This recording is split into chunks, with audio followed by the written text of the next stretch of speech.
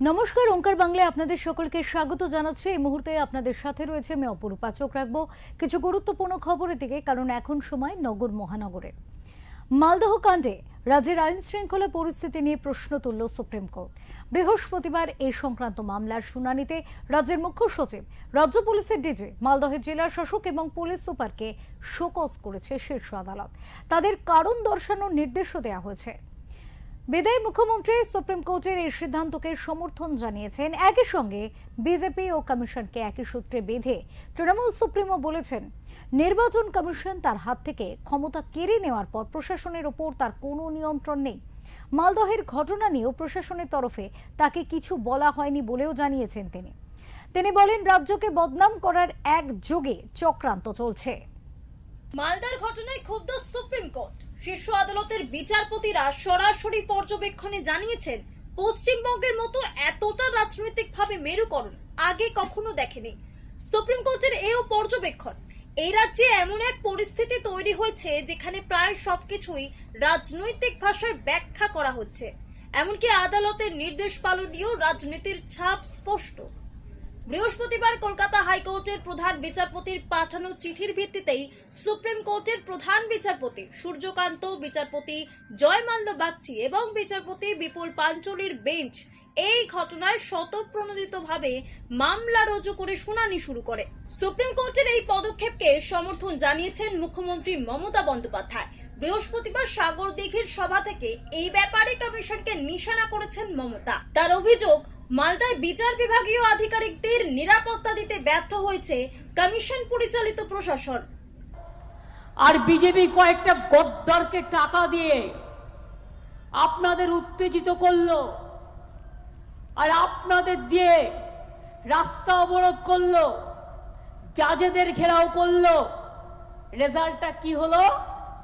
আজকে supreme court বলেছে, ঠিক বলেছেন। আপনারা কি জানেন না, সিবিআই করেছে যারা আন্দোলন করেছে তাদের বিরুদ্ধে, এনআইএ করেছে। বিজেপির এটা গেম প্ল্যান জেনে রাখবেন, এখানকার নির্বাচন ক্যান্সেল করে রাষ্ট্রপতির শাসন জারি করা। যদিও মালদা কাণ্ডে তৃণমূলকে কাঠগড়ায় দাঁড় করিয়েছেন কেন্দ্রীয় প্রতিমন্ত্রী সুকান্ত মজুমদার। তিনি বলেন, এই ঘটনা পরিকল্পিত এবং অভিসন্ধিমূলক। এর জন্য তিনি সরাসরি দায়ী করেছেন তৃণমূল নেত্রীকে। ममता बनर्जी का जो लगातार जो उस्काना, 1 सेकंड वाला उस्काना, उनका जो बयान, वो बयान इसके पीछे जिम्मेदार है। মালদার অশান্তির ঘটনায় বিজেপি এবং নির্বাচন কমিশনকে একসঙ্গে জড়িয়ে পাল্টা তোপ তৃণমূল নেত্রীর। একসঙ্গে সংযম রক্ষা এবং প্ররোচনায় পা না দেওয়ার অনুরোধ করেছেন তিনি। মমতার অভিযোগ, মালদার ঘটনা বিজেপির পরিকল্পনা প্রসূত, এটা ওদের গেম প্ল্যান। মুর্শিদাবাদের সুতির সভায় আরো এক ধাপ এগিয়ে কেন্দ্রীয় স্বরাষ্ট্রমন্ত্রী অমিত শাহকে চক্রান্তকারী বলে তোপ দাগেন মুখ্যমন্ত্রী। ব্যুরো রিপোর্ট, ওঙ্কার বাংলা।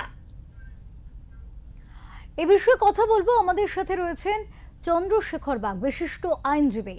কথা বলবো চন্দ্রশেখর বাবুর সাথে।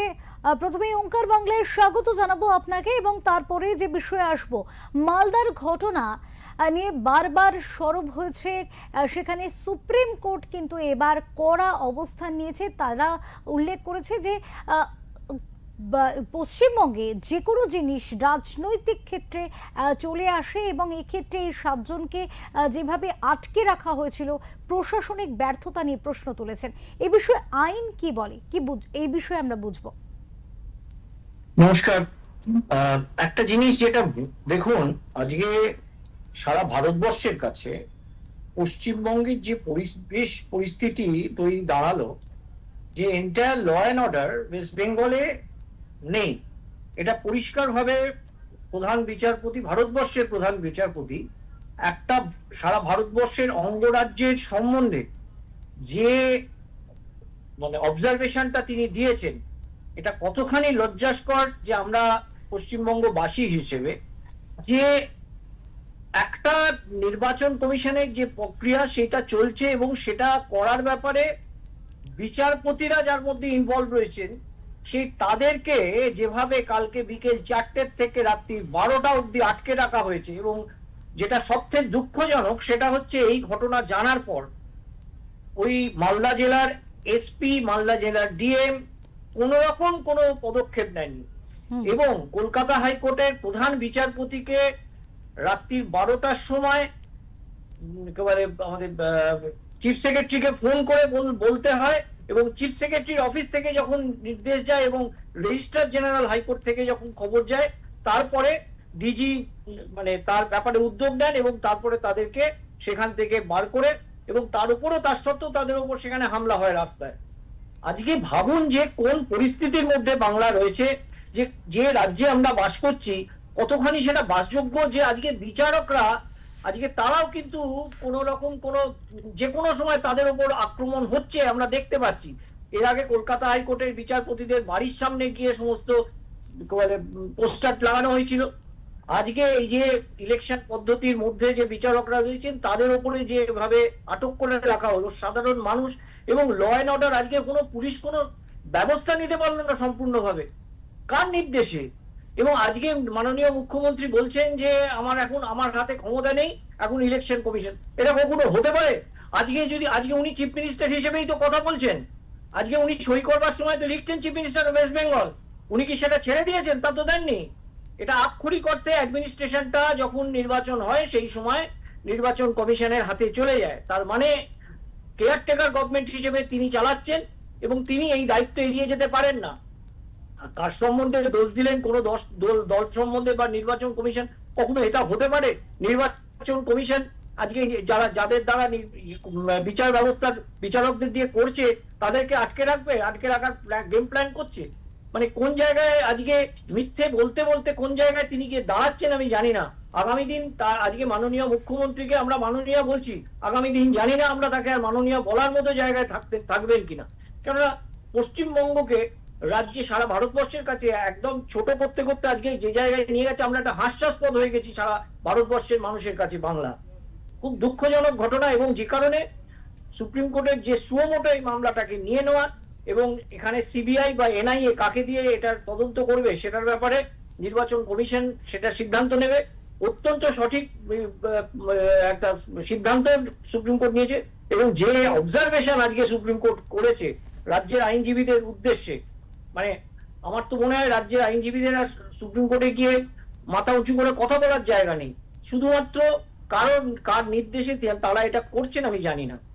চন্দ্রশেখর বাবু, এই জায়গাতেই বক্তব্য যে মমতা বন্দ্যোপাধ্যায় তৃণমূল সুপ্রিমো তিনি কিন্তু এই ক্ষেত্রে বলেছেন যে তার হাত থেকে সমস্ত ক্ষমতা কেড়ে নেওয়া হয়েছে, কাজেই প্রশাসনের উপর এখন নিয়ন্ত্রণ নির্বাচন কমিশনের। তাহলে প্রশাসনিক ব্যর্থতা যদি হয় তার দায় কিন্তু নির্বাচন কমিশনেরই, এমনটা কিন্তু তিনি সূক্ষ্মভাবে বুঝিয়ে দিতেও চেয়েছেন। দেখুন, তিনি তো অনেক কথা বলছেন, ওনার কথাটা তো, উনি তো আর ভগবান নয়, গসপেল নয়, শি ইজ নট গসপেল। যে যা বলছেন সেই গসপেল ট্রুথ, সেটাকে আমাদের মানতে হবে। বাংলার মানুষ একেবারে দেখছে না তাও নয়। আজকে যে ভাষায় উনি কথা বলছেন, নির্বাচন কমিশন থেকে শুরু করে ভারতবর্ষের রাষ্ট্রপতি থেকে শুরু করে প্রধানমন্ত্রী থেকে শুরু করে বিভিন্ন যারা উচ্চ পর্যায়ে রয়েছে, শুধু বাকি আছে কলকাতা সুপ্রিম কোর্টের চিফ জাস্টিস। আমার মনে হয় আর দুদিন পরে ওনার উদ্দেশ্য ওনার কটু কথা আমরা শুনতে পাবো। চন্দ্রশেখর বাবু, আরো একটি বিষয়ে প্রশ্ন রাখবো, যেখানে উচ্চ পদস্থ আধিকারিক যাদের উপর যে 7 জনের উপরে এই ধরনের হামলা হয়েছে তারা যথেষ্ট সমাজের সম্মানীয় ব্যক্তিত্ব, এই ধরনের মানুষদেরও যদি কোনো রকম সুরক্ষার ব্যাপার না থাকে তাহলে সাধারণ মানুষের নিরাপত্তা নিয়েও তো প্রশ্ন উঠে যায়। সেক্ষেত্রে আইন কি কোনো রকম পদক্ষেপ নিতে পারে? দেখুন, ব্যাপার হচ্ছে যে আইন তো পদক্ষেপ নিতেই পারে, কিন্তু ব্যাপার হচ্ছে যে জিনিসটা মাননীয় মুখ্যমন্ত্রী বারবার তার কথার মধ্যে বলছেন যে রাষ্ট্রপতি নির্বাচন, তিনি সবকিছুর মধ্যে ভূত দেখার মতো রাষ্ট্রপতি নির্দেশ রাষ্ট্রপতি শাসনটা দেখছেন। তার কারণটা হচ্ছে তার এখন আর বাঁচার কোনো রাস্তা নেই। তাই ভাবছেন যদি রাষ্ট্রপতি শাসনটা হয় তাহলে উনি সারা বাংলার মানুষের কাছে কাঁদতে কাঁদতে গিয়ে বলবেন আমার সরকারটাকে ভেঙে দিল। এটা ছাড়া আর কিছু নেই। ওই জন্য তিনি ওই ভূত দেখার মতো শুধু রাষ্ট্রপতি শাসন বলে যাচ্ছেন। এবং আইনের ব্যবস্থা নিশ্চয়ই রয়েছে।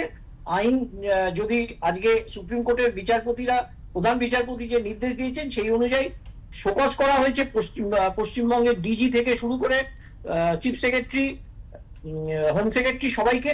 তারা 6 তারিখে গিয়ে তাদের শোকজের রিপ্লাই দিক, তারপর সুপ্রিম কোর্ট কি করে সেটা আমরা দেখবো আগামী দিন। হ্যাঁ, এক্ষেত্রে ব্যবস্থা নেওয়ার জন্য সুপ্রিম কোর্ট নিজেই যখন এগিয়ে এসছে, সুপ্রিম কোর্টে তো সব থেকে আইনের সবচেয়ে বড় জায়গা, সর্বোচ্চ, সুতরাং হ্যাঁ। তারা অলরেডি এগিয়ে গেছে। সুতরাং তারা যখন এগিয়েছে, আর আমরা যারা সাধারণ আইনের ছাত্র, আমাদের বলার দরকার নেই, supreme court will take the decision. এক্ষেত্রে আরো একটি প্রশ্ন থেকে যায়, যেমনটা আপনি বললেন যে ভূত দেখার মতো তৃণমূল সুপ্রিমো তিনি এখন বারবার করে বলছেন যে রাষ্ট্রপতি শাসন জারি হয়ে যাবে, রাষ্ট্রপতি শাসন জারি করার চেষ্টা চলছে। তাহলে এই ধরনের পরিস্থিতি যদি রাজ্যে হয়, এবং যেমনটা বিরোধী দল অভিযোগ করছে যে এটা তৃণমূলের অঙ্গুলি হেলনেই বা তৃণমূল সুপ্রিমোর অঙ্গুলি হেলনেই এই ধরনের পরিস্থিতি তৈরি হচ্ছে, তাহলে কার্যত ইচ্ছাকৃতভাবে যদি এই ধরনের পরিস্থিতি তৈরি হয়, যে বিষয়টাকে তিনি ভূত দেখার মতো ভয় পাচ্ছেন সেই বিষয়টাই কার্যকারী হয়ে যাবার সম্ভাবনা কি প্রবল হয়ে যাচ্ছে না? দেখুন, আজকে প্রধান বিচারপতি রাজ্যের অ্যাডভোকেট জেনারেলকে পরিষ্কার বলেছে যে আপনারা কি ভাবছেন আমরা কিছু বুঝতে পারছি না কারা এটা করছে। পরিষ্কার, this was the dialogue has been made by the chief justice of India. এর পরে তারা যথেষ্টভাবে বুঝেছেন এবং তাদের কাছে সমস্ত সোর্স থেকে ইনফরমেশন রয়েছে। কলকাতা হাইকোর্টের চিফ জাস্টিস লিখে জানিয়েছে কি ঘটনা ঘটেছে, এবং এই ঘটনা বিকেল 4টের থেকে হওয়ার পর রাত্রি 12টা অবধি সেখানকার ডিস্ট্রিক্ট ম্যাজিস্ট্রেট, পুলিশ সুপার কোনো পদক্ষেপ নেননি। কার নির্দেশে পদক্ষেপ নেননি? নির্বাচন কমিশনের কাছে থেকে নির্দেশ আসেনি বলে, বা তারা কি সম্পূর্ণ এখন রাজ্যটা কি নির্বাচন কমিশনের অ্যাডমিনিস্ট্রেশন পাওয়ারে চলছে? তা নয়। অ্যাডমিনিস্ট্রেশন ডেফিনেটলি নির্বাচন কমিশন রয়েছে, কিন্তু মাননীয় মুখ্যমন্ত্রী এবং তার সরকার কিন্তু এখনো তার দায়ভার কোনোভাবে এখনো তাদের বর্তায়, এবং তারা যে কোনো সিদ্ধান্ত যদি হয়, যে কোনো পরিস্থিতি তৈরি হয়, তার সম্পূর্ণভাবে রাজ্য সরকারের দায় আছে। এই ধরনের ঘটনায় যারা এই যে জেলার শাসক এবং ম্যাজিস্ট্রেট, এই যে পদমর্যাদা সম্পন্ন মানুষগুলি রয়েছেন, যাদের বিরুদ্ধে এই মুহূর্তে শোকজ নোটিশও করা হয়েছে, তাদের বিরুদ্ধে যদি এই ঘটনা নিয়ে কি আইনি কোনো পদক্ষেপ নিতে পারে সুপ্রিম কোর্ট? দেখুন, তারা এর ব্যাখ্যা দেবেন, যে শোকজের রিপ্লাই দেবেন।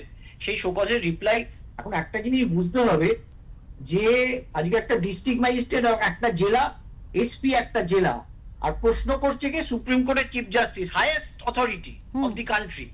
তারাই প্রশ্ন করছে যে আপনাকে শোকজের রিপ্লাই দিতে হবে। তাই শোকজের রিপ্লাই তারা যদি ভেবে চিনতে না দেন, তাদের নিজেদের চাকরি, এটা কিন্তু তাদের বুঝতে হবে যে কার নির্দেশে, কার অঙ্গুলি হেলনে, কার কথায় তারা এই যে আইনি যে পদক্ষেপ নেওয়ার দরকার ছিল সেই পরিস্থিতিতে কেন তারা নেননি, সেই উত্তর তাদের দিতে হবে। এবং তার উত্তর যদি সঠিক উত্তর না হয়, তাদের চাকরি নিয়ে আমার মনে হয় কোন জায়গায় গিয়ে তারা দাঁড়াবেন আমি জানি না। অনেক ধন্যবাদ চন্দ্রশেখর বাবু, আপনাকে অনেক ধন্যবাদ। আমরা কথা বলছিলাম বিশিষ্ট আইনজীবী চন্দ্রশেখর বাগের সাথে, এবং তিনি কিন্তু এই বিষয়টা বুঝিয়ে দিলেন যে যেখানে মালদার ঘটনা চোখে আঙুল দিয়ে কার্যত দেখাচ্ছে যে বর্তমানে প্রশাসনিক যে নিরাপত্তা, সেই নিরাপত্তা কিন্তু অনেকটাই প্রশ্নচিহ্নর মুখে দাঁড়িয়েছে। স্বাভাবিকভাবেই সুপ্রিম কোর্টের তরফ থেকেও ভৎসনার মুখে পড়তে হয়েছে রাজ্যের প্রশাসনিক ব্যবস্থাকে, এবং একাধিক প্রশ্নচিহ্ন তৈরি হয়েছে। এর শোকজ করা হয়েছে দায়িত্বে থাকা জেলা শাসক থেকে শুরু করে ম্যাজিস্ট্রেট থেকে শুরু করে প্রত্যেককে, এবং এই বিষয়ে প্রশাসনিক অধিকর্তারা কি জবাবদিহি করেন তার উপরেই কিন্তু নির্ভর করছে আগামী দিনে কি পদক্ষেপ নিতে চলেছে সুপ্রিম কোর্ট সে বিষয়ে।